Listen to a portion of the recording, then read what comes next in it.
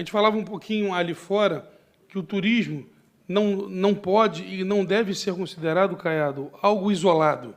Falar de turismo não é falar só de um ponto ou de um fator. O turismo ele é uma soma de fatores, ele é uma soma de necessidades e ele é uma soma de possibilidades. Nós vemos hoje países inteiros que sobrevivem na sua economia na perspectiva do turismo. Infelizmente, o Rio de Janeiro passou momentos muito difíceis, e todos sabem, na segurança pública, na economia, mas eu acho que a principal coisa que nós passamos, Eduardo Paes, foi o processo de falta de credibilidade. Eu tenho repetido isso sempre, porque a credibilidade, secretário Cavalieri, faz com que a gente possa fazer com que as pessoas novamente queiram olhar para o Rio de Janeiro. Eu não tenho dúvida que quando você olha para os dados do Rio de Janeiro hoje, no comparativo, você vai começando a ver o quanto essa retomada da credibilidade tem feito com que o Rio de Janeiro também tenha, de uma forma muito consistente, a retomada da economia. Só nesse primeiro trimestre de 2023, o Rio de Janeiro cresceu 5,2% no PIB. Com certeza, é um dos maiores crescimentos dos últimos anos e o maior desde o primeiro semestre de 2015.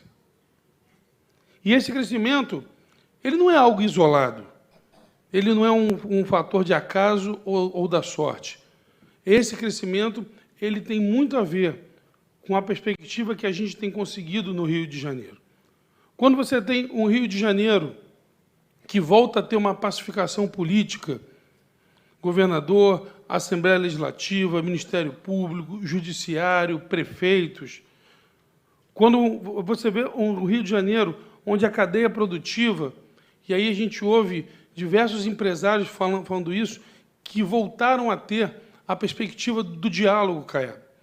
Voltaram a poder se relacionar com o poder público na perspectiva não mais que levou o Brasil a tanta tristeza, mas na perspectiva de como juntos nós podemos fazer para que o nosso Estado cresça.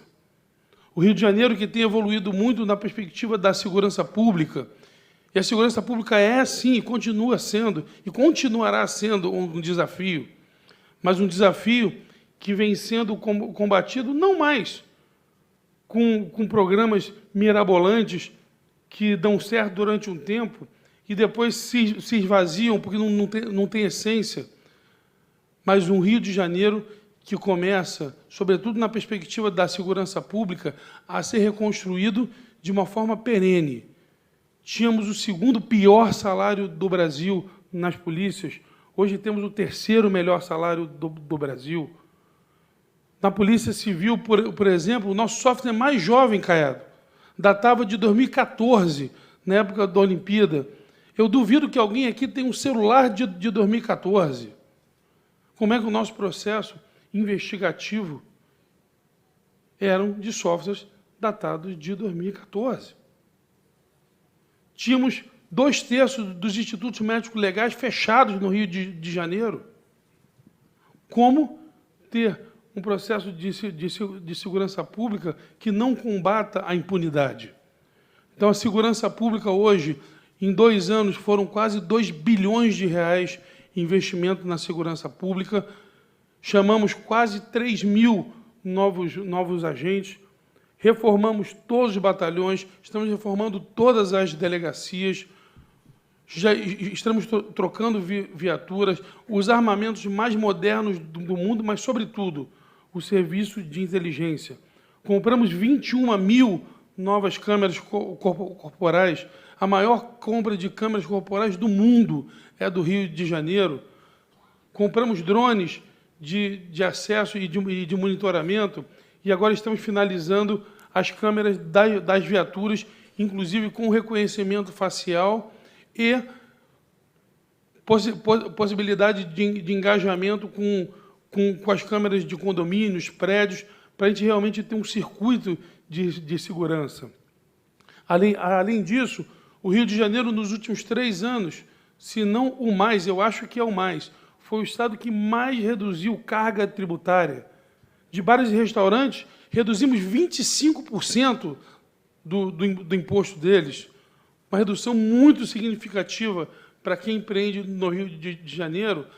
Na área de corporativa, e aí está o prefeito de Macaé aqui, não deixamos criar nenhuma nova taxa ou imposto, mesmo com óleo e gás. O Rio de Janeiro hoje é responsável por 85%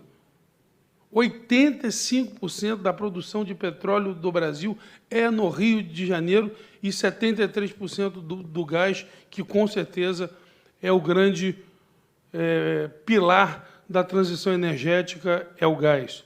Então, o Rio de Janeiro hoje trabalha por uma energia limpa. O Rio de Janeiro hoje trabalha para ser cada dia um local mais seguro.